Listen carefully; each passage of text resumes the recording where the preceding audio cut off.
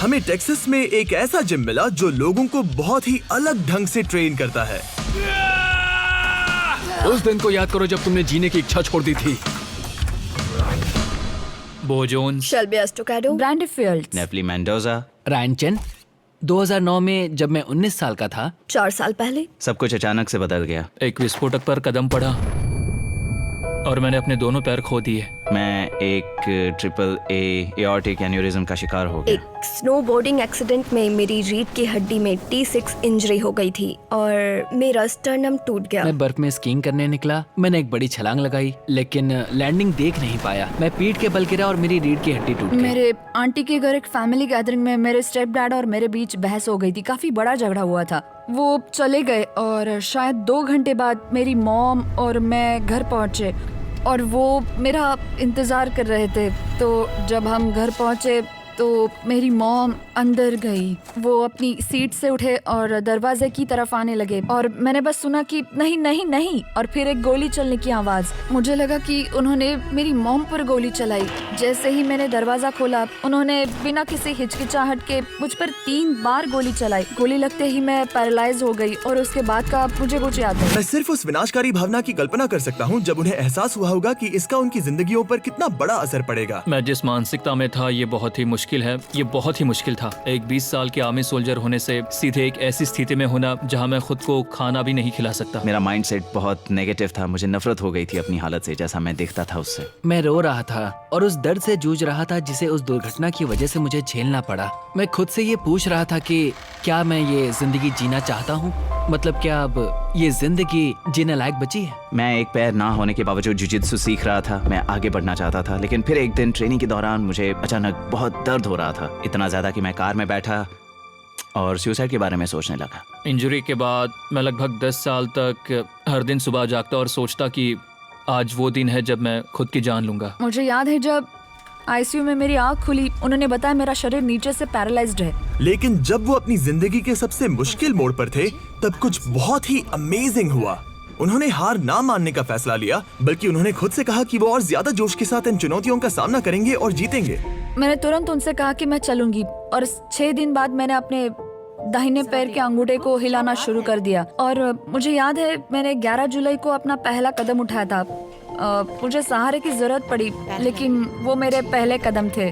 अगर मैं वक्त में पीछे जाकर अपने आप को ये बताता कि मैं ठीक हो जाऊंगा तो मुझे खुद पर यकीन नहीं होता, और खासकर इस बात पर कि मैं एक दिन प्लेन उड़ा सकूंगा और अपने सबसे अच्छे दोस्त के साथ एक कंपनी शुरू करके अपने मॉम डैड को प्राउड फील कराऊंगा। मैंने अपने आसपास ऐसे लोगों को रखना शुरू किया जो मुझ में वो देखते थे जो मैं खुद अपने आप में नहीं देख सका। मैं कभी इतना निराश, इतना बेबस और इतना कमजोर नहीं महसूस करना चाहता। मुझे खुद पर तरस खाना बंद करना पड़ा। हम बात करते थे कि हम क्या कर सकते हैं और क्या नहीं कर सकते। मेरा मानना है कि दुनिया में कुछ भी नामुमकिन नहीं है, बस उसे करने का जज्बा होना चाहिए। इन सभी एथलीट्स की मानसिकता में परिवर्तन का कारण है ATF नाम का एक जिम। 10 साल पहले ATF जिम को शुरू किया था डेविड वोबोरा ने, एक फॉर्मर NFL प्लेयर जिसके साथ कुछ ऐसा हुआ जिसके बाद उसकी पूरी जिंदगी बदल गई। काश मैं ऐसा कह सकता कि ये एक बहुत बड़ा बिजनेस प्लान था, लेकिन ऐसा नहीं है। जब उसने पहली बार ये काम शुरू किया तब वो ट्रेविस मिल्स से मिला, एक एम्प्यूटी जिसने जंग में अपने दोनों हाथ और पैर गंवा दिए थे। मैं बिना किसी हिचकिचाहट के सीधे उसके पास गया, उससे नजरें मिलाई और पूछा कि एक हाथ से कितना बेंच प्रेस कर सकते हो, और वो बोला कि तुमने अभी मुझसे क्या कहा। वो हंसा और फिर बोला कि आज तक किसी ने मेरे सामने मुझसे ये सवाल नहीं किया। मैंने उससे शुरुआत की और फिर हमारे साथ एक और वेटरन जुड़ा और फिर 10 और फिर 20 और फिर मैंने खुद से ये कहा कि अब हमें नहीं रुकना चाहिए। लेकिन डेविड ने इस फील्ड में आगे बढ़ने के लिए एक प्रॉमिसिंग NFL करियर को कैसे छोड़ा? वेल, इसका जवाब अतीत में छुपा है। 16 साल पहले डेविड वोबोरा को NFL में शामिल किया गया और शुरुआत से ही उसे एक रूथलेस ग्लैडिएटर के रूप में जाना जाने लगा। लेकिन जो एक शानदार करियर की शुरुआत लग रही थी, उस सब पर पानी फिर गया। कंधे में भयानक इंजरी होने के बाद डेविड को अस्पताल में पेन किलर्स दिए गए जिनकी उसे लत लग गई और वो ओपियोइड क्राइसिस में अफेक्टेड 16 मिलियन लोगों में से एक बन गया। और रिहैब जाने और अपनी लत से छुटकारा पाने के बाद ही उसने प्रो फुटबॉल छोड़ने का फैसला लिया। मैंने अपनी जिंदगी में तरह तरह के ड्रग्स का इस्तेमाल किया है, लेकिन ऐसा कोई ड्रग नहीं है जो अमेरिकन प्रो फुटबॉल में खेलने के बराबर हो। टैकल करना और स्टेडियम का चिल्लाना, उससे बेहतर एहसास और कोई नहीं। लगता है जैसे मैं 7वें आसमान पर हूँ, जैसे पूरी दुनिया मेरी मुट्ठी में हो। ये अच्छा तो लगता था, लेकिन सिर्फ उस पल के लिए। और मुझे उस एहसास को वापस पाने के लिए फिर से वो करना पड़ता था। उसमें और जो मैं अभी यहाँ कर रहा हूँ उसमें फर्क ये है कि जब घंटी बजती है और मैं वहाँ मौजूद होता हूँ, जब कोई अपने मुकाम को हासिल कर लेता है, ये एक ऐसा एहसास है जहाँ मैं ये कह सकता हूँ कि अभी इस वक्त मैं यहाँ जहाँ हूँ इससे इम्पोर्टेंट और कुछ नहीं हो सकता। लेकिन फर्क ये है कि ये एहसास कभी जाता नहीं। इस जिम को लेकर मेरी सोच दरअसल ये नहीं थी कि हम दुनिया को अपने लिए बदलेंगे, बल्कि अपने आप को दुनिया के लिए बदलेंगे। अब ये तो साफ था कि हम डेव और एटीएफ के बारे में और ज्यादा जानने के लिए बहुत एक्साइटेड थे, तो मैंने डैन और डैरन को टेक्सास भेजा ताकि वो देख सके कि बीस फिलैंथ्रोपी इनकी मदद कैसे कर सकती है। एटीएफ शारीरिक या मानसिक इम्पेयरमेंट से पीड़ित लोगों के लिए एक फ्री जिम है, और इस जगह की अनोखी बात है ये सिस्टम जिसका नाम है स्वेट एक्विटी। हम सब एक साथ पसीना बहाते हैं और वर्कआउट के थ्रू एक दूसरे से जुड़ते हैं। और इनका वर्कआउट कुछ ऐसा दिखता है। गो। चलो चलो चलो, पुश पुश, तुम कर सकते हो। Yes, come on, come on. हाँ बिल्कुल, एक जैसे अनुभव वाले लोग अपने साथियों की मदद करने में ज्यादा बेहतर होते हैं, क्योंकि वो उनकी चुनौतियों को बेहतर ढंग से समझते हैं। इस शेयर्ड एक्सपीरियंस और अंडरस्टैंडिंग ने एथलीट्स की एक ऐसी कमाल की कम्युनिटी बनाई है जो हर एक व्यक्ति को अपना क्या हाईएस्ट बात है। पोटेंशियल हासिल करने में मदद करती है। क्या बात है।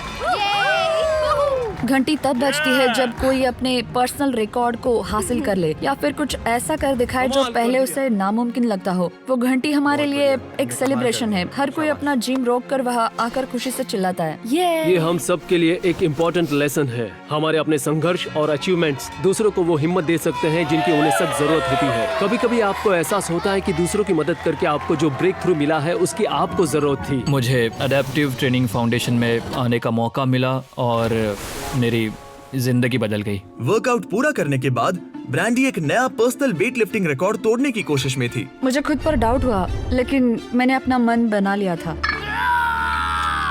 ओ, तुम बहुत करीब थे। आसपास हौसला देने वाले लोगों का होना और ये पता होना कि मैं अकेली नहीं हूँ। बहुत बढ़िया। मैंने खुद से कहा कि मैं इस वजन को उठाकर ही दम लूंगी। कम ऑन, तुम कर सकती हो। Come on, come on, come on, let's go, let's go. Come on, तुम कर सकती हो। शाबाश, बहुत अच्छे, शाबाश ब्रांडी, तुमने इनमें से हर एक इंसान ने खुद से यही कहा कि वो हार नहीं मानेंगे, उम्मीद नहीं खोएंगे, बल्कि उठ खड़े होंगे और इन नई परिस्थितियों का डट के मुकाबला करेंगे। मैंने कर दिखाया और ये एहसास कमाल का था। मैंने कभी सोचा भी नहीं था कि मैं ऐसा कुछ कर पाऊंगी। मतलब 100 किलो उठाना कुछ भी नामुमकिन नहीं। इन कमाल के एथलीट्स की मेहनत देखने के बाद हमने डेव और एटीएफ जिम को एक स्पेशल सरप्राइज देने का फैसला किया, और उसके लिए डैन और डैरन एक गेम सेटअप करने लगे। ये रहे रूल्स, यहाँ आओ। जितनी बार तुम मेरे हाथों में सही से फेंकोगे, हाँ, तो मैं तुम्हें $50,000 दूंगा। $50,000 अगर तुम पकड़ पाए तो। अगर तुम चूके तो तुम मुझे $1,000 दोगे। और मुझे कितना पीछे जाना होगा? जहां से भी तुम फेंकना चाहो। 50,000। -1,000। क्या किया तुमने? आखिरी थ्रो के लिए डेविड ने ये जिम्मा डैन पर सौंपा, मगर डैरन ने इसमें एक ट्विस्ट जोड़ दिया। अगर डैन चूका तो तुम्हें कुछ नहीं मिलेगा। क्या डैन ये प्रेशर संभाल पाएगा? अब सब उसके कंधों पर है।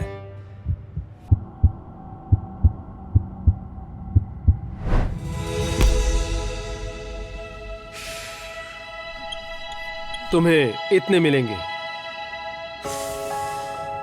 क्या तुम सीरियस हो? हाँ बिल्कुल, मैं तुम्हारे लिए इस राउंड ऑफ कर दूंगा।